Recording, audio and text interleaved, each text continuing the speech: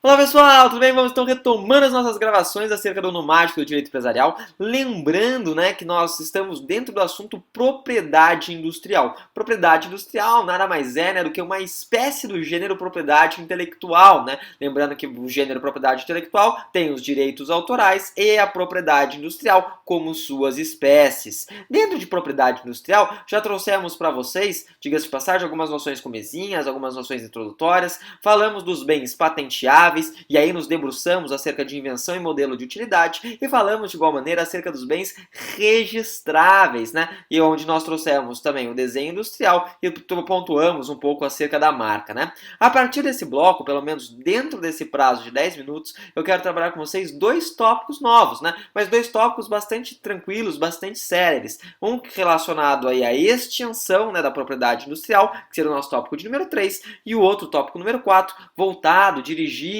direcionado ao que é os aspectos processuais da propriedade industrial. Então vamos lá, vamos começar a falar, tópico 3, acerca da extinção da propriedade industrial. Prof, são quantas as formas, quantas as maneiras de extinção da propriedade industrial? Gente, sacanagem, não pensem no número 3, aqui é capiroto, aqui é do tinhoso. Então dentro de propriedade, extinção da propriedade industrial, coloque ali um chifrinho, Coloque aí, um rabinho de capiroto, um rabinho do tinhoso. Para quê? Para que vocês não se esqueçam, não são o número 3, não são 3 as maneiras de extinção, são 5 formas de extinção aqui, da extinção da propriedade industrial. A primeira delas é justamente acerca da expiração do prazo. Lembrando que o direito, passou o prazo de proteção, do uso, obviamente, exclusivo de determinado bem, expirou esse prazo, não tem mais essa proteção. Se não tem mais essa proteção, nós temos a extinção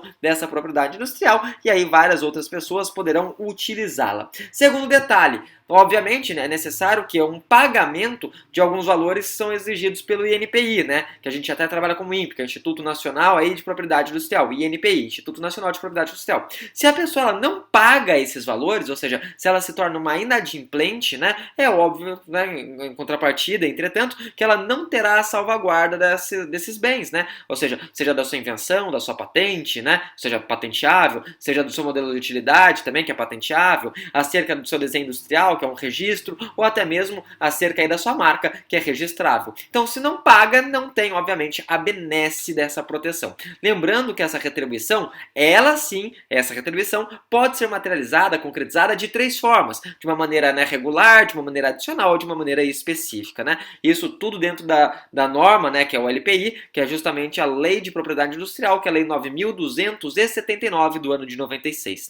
Terceira forma é a caducidade. Caducou, Caducou é uma expressão muito usual dentro do direito. Em outras palavras, não usou. Se não usa, se não utiliza, se não emprega, obviamente perde essa benesse. Temos assim a extinção da propriedade industrial, Quando a gente trabalha com a LPI, que é justamente a Lei de Propriedade Industrial, ela traz alguns exemplos. Vou dar 2 exemplos para vocês. O primeiro é relacionado à patente, Se após 2 anos o titular da licença, ele não explorá-la. Então, por exemplo, o sujeito ele patenteou uma invenção e ele deixa essa invenção lá parada, Ou seja, várias outras pessoas não usufruem dela. 2 anos parado, Ou seja, pelo amor de Deus, vai perder esse direito, porque muitas vezes essa invenção, ela obviamente terá uma grande utilidade para várias pessoas. Então, para que deixar parado? Se deixou parado 2 anos, obviamente perde esse direito, Temos então a extinção dessa propriedade industrial. E em relação à marca, a gente pode falar que se a marca ela não for utilizada dentro do interstício, dentro do hiato de 5 anos,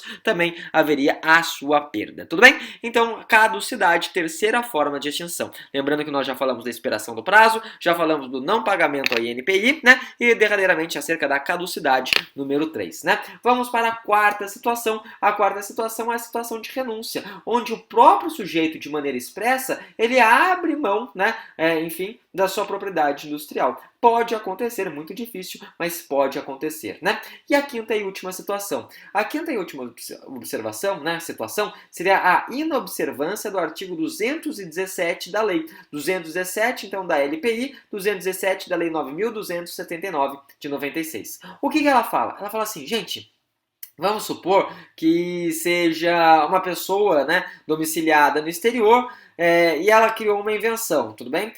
Enfim, ela quer patentear no Brasil. Para que essa pessoa domiciliada no exterior, ela venha patentear ou registrar determinada invenção, né, desenho industrial, modelo de utilidade, né, ou até mesmo marca, dentro do Brasil, ela precisa de um procurador com poderes específicos aqui. E se esse procurador não tiver poderes específicos e tudo mais, o que acontece? Sem procurador, se extingue. Sem procurador, nós teremos a extinção da propriedade industrial. Então, essas seriam as 5 formas, na observância do 217, né, renúncia, expiração do prazo, caducidade e, derradeiramente, né, pontuamos para vocês o que? A falta de pagamento ao INPI, né, ou seja, Instituto Nacional de Propriedade Industrial. Dito isso, então, terminamos o nosso tópico de número 3 e vamos nos debruçar, né, no tópico de número 4. Tópico de número 4, que diz respeito a quê? Diz respeito aos aspectos processuais, né, obviamente, da propriedade industrial. Primeira coisa que eu quero falar com vocês, né, essa ação judicial, qual que seria o foro competente? Essa ação judicial, né,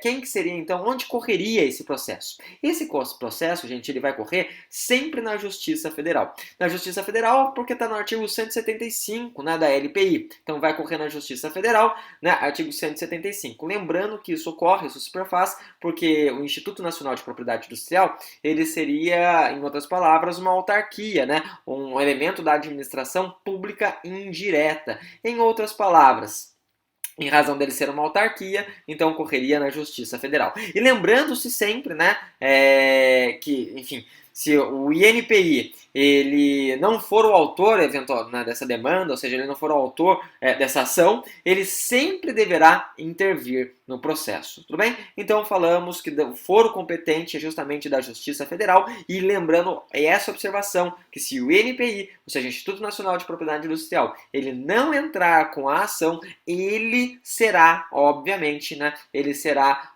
o agente que deve intervir nesse processo, tudo bem? Dito isso, vamos adiante, como diria Buzz Lightyear, né? Vamos ao infinito e além. Aqui eu quero trazer uma observação acerca do prazo, o prazo para a contestação.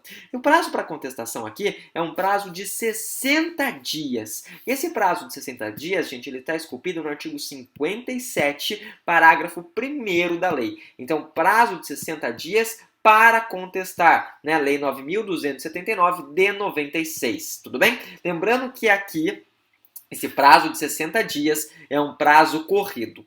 E aí, né, nós temos inúmeras discussões. Discussões por quê? Né? A doutrina, ela está, né, se digladiando quanto a isso, de certa forma. E eu explico para vocês. Primeiro detalhe, gente. Estamos falando de uma situação de antinomia. O que é antinomia? Antinomia é aquela hipótese onde nós temos duas normas que são vigentes e válidas e, teoricamente, se aplicam ao mesmo caso em concreto. Em outras palavras, nós temos um novo Código de Processo Civil e nós temos aí uma lei, né, especial, que é a Lei de Propriedade Industrial. Como que a gente soluciona essas antinomias? Gente, esses conflitos de norma devem ser solucionados através de 3 critérios. Lembrando que se for de primeiro grau, significa que um mero critério ele soluciona, tudo bem? Em outras palavras, lei posterior prevalece sobre lei anterior. Esse é o critério mais raso. Lei posterior prevalece sobre lei anterior, é o critério cronológico. E são 3 metacritérios, porque 3 é mágico. É Pai, Filho e Espírito Santo, Isoseres e Horus, Deus, Atos, Poseidon. Não é isso? Show de bola. Qual que seria o nosso segundo critério? Nosso segundo critério é o critério da especialidade. Norma especial prevalece sobre norma geral. Norma especial prevalece sobre norma geral. Exemplo, quando a gente fala no direito penal, o infanticídio prevalece em face do homicídio, porque ele tem alguns elementos, né, diferenciados, eles têm alguns elementos adicionais. Todo infanticídio não deixa de ser um homicídio. E derradeiramente, né, como último metacritério, mais importante, mais forte, o critério hierárquico. Norma superior prevalece sobre norma inferior. Acontece que na nossa situação em concreto, nós não temos, né, um conflito de primeiro grau. Nós temos um conflito de segundo grau. Por quê? Porque a gente tem uma lei anterior, só que é uma lei anterior especial, que é justamente a Lei de Propriedade Industrial, não é isso? Então temos uma lei anterior, porque ela é de 96, e especial. E temos uma lei posterior geral, né? Então posterior geral. Então daí fica aquela discussão. Se a gente está falando de 2 metacritérios, especialidade e cronológico, qual que prevalece? e daí devemos observar o quê? Devemos observar aquela ordem que eu trouxe. Cronológico é o mais baixo, especialidade prevalecerá, né? Enfim, hierárquico. Então, o especial ele prevalece sobre, obviamente, o metacritério geral. Por essa razão, ainda que seja uma lei anterior à lei de propriedade industrial, ou seja, ela veio antes do novo Código de Processo Civil, grande parte dos doutrinadores, com uma noção de sistema, de ordenamento jurídico, eles posicionam falando que não, né? Que devemos aplicar não o novo Código de Processo Civil, que é de 2015, mas sim essas normas específicas, essas normas, então, né, existentes, havidas, presentes, dentro da Lei 9.279 do ano de 96, que é justamente a Lei de Propriedade Industrial. Razão pela qual aqui, então, o prazo é um prazo de 60 dias e razão pela qual, por demais, né, esse prazo será um prazo corrido e não em dias úteis.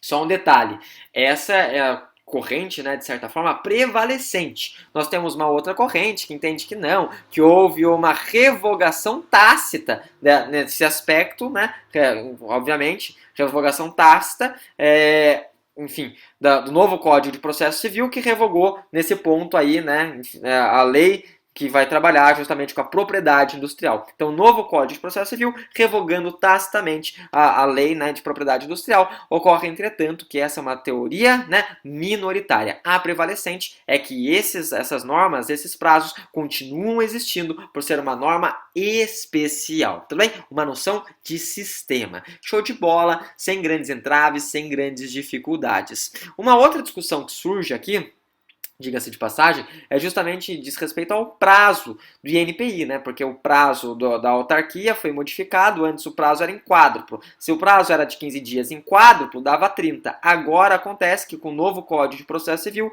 esse prazo ele é um prazo em dobro para os agentes públicos, né? Então, razão pela qual haveria uma disparidade, porque, enfim, o INPI teria 30 dias, enquanto as partes teriam 60 dias. Mas isso é uma outra discussão, né? Uma discussão que a gente não vai se debruçar, até porque a gente tem um prazo muito pequeno para, obviamente, terminar todo o assunto a ser trazido. Por fim, quero falar com vocês justamente de eventuais prazos prescricionais. Prazos prescricionais que se encontram talhados justamente nessa lei específica, que é a LPI. E eu quero falar prazos prescricionais da seara administrativa, de um lado, e prazos prescricionais da seara judicial, do outro. Então, seara administrativa e seara judicial. Quando eu falo da seara administrativa, a patente, por exemplo, ela tem um prazo de 6 meses da concessão. Então, prazo, né, de 6 meses da concessão, administrativamente. E judicialmente? Gente, judicialmente, né, o prazo ele vai perdurar enquanto for vigente. Ou seja, enquanto for vigente a patente, esse prazo judicial ele perdura. Tudo bem? Desenho industrial. Desenho industrial, gente, o prazo na seara administrativa é um prazo de 5 anos da concessão do registro. Então, no desenho industrial, administrativamente, 5 anos da concessão do registro. E na judicial? Na judicial, a mesma coisa que eu falei anteriormente, né? Ou seja, enquanto perdurar aí, né, esse prazo for vigente, ele vai ser aplicado. Tudo bem? E para acabarmos, quando a gente fala de marca, a marca na seara administrativa é enfim, na seara administrativa, o prazo prescricional é de 180 dias contados da concessão do registro. 180 dias a gente até brinca, né? Um prazo meio Thiago Brava, 180 a 180. Esqueçam o 360, mas é só o 180 que eu quero que vocês memorizem. Judicialmente, aqui também temos uma diferença. Então, faça um asterisco na marca, porque a marca é diferentona, né? Qual que é o prazo judicial? O prazo judicial é de 5 anos da concessão do registro, com relação à marca, tudo bem? Então, com relação à marca, 5 anos da concessão do registro. Dito isso, finalizamos então a propriedade industrial, mas antes deixo para todos vocês um forte abraço, né? E obviamente, excelentes estudos, gente. Até mais, tchau, tchau.